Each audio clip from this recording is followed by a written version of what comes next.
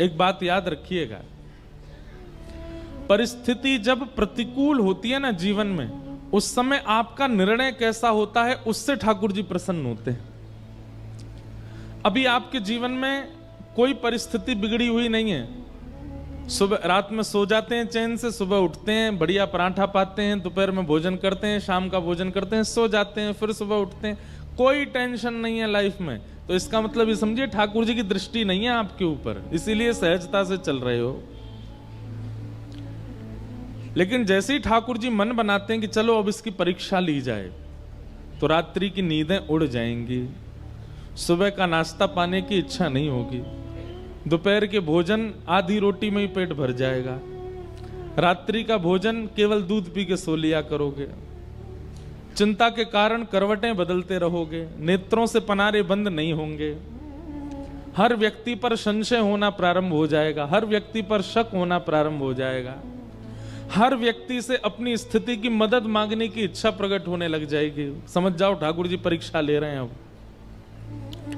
और उस परीक्षा के समय पर हमारा जैसा निर्णय होता है वो निर्णय ठाकुर जी को प्रसन्न करता है। जैसे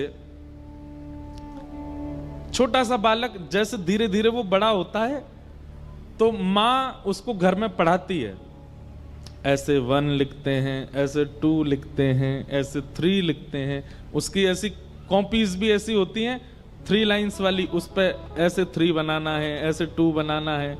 अब बच्चा जब तक माँ बना रही है तब तक तो बहुत खुश होता है, अचानक से माँ कहती है बेटा ले अब तू बना, तो फिर वो माँ को देखते रोता है, मुझसे तो बन ही नहीं रहा, और 2 को उल्टा 2 बना देता है, 3 को उल्टा बना देता है।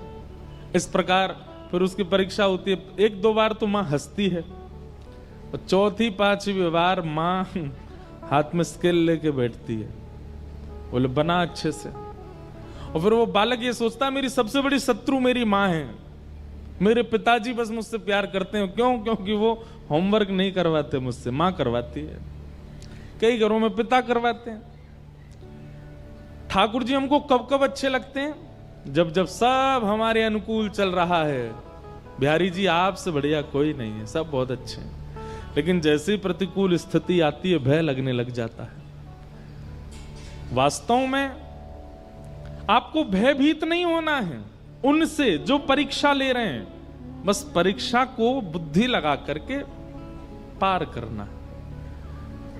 जीवन में आई हुई परीक्षा में आप निर्णय कैसा लेते हैं ठाकुर जी उससे प्रसन्न होते हैं।